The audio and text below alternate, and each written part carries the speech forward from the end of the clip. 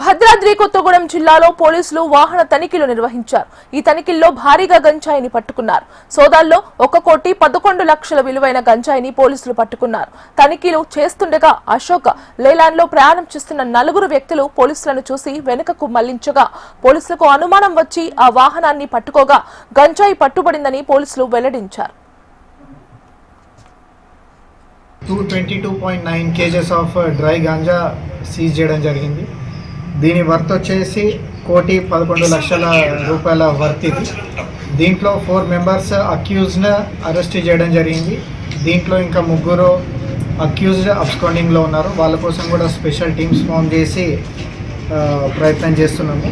ఈ దొరికిన ఈ 4 ముద్దాయిలలో కూడా 2 మోతుగూడెం విలేజ్కి చెందిన వాళ్ళు. వీళ్ళందరూ కూడా ఏపీ స్టేట్కి చెందిన వాళ్ళు. వీళ్ళు సప్లయర్స్. అదేవిధంగా మరో 2 అక్యూజ్డ్, దీంట్లో 2 కూడా హైదరాబాద్కి చెందిన వాళ్ళు. వీళ్ళిద్దరు కూడా ట్రాన్స్పోర్టర్స్.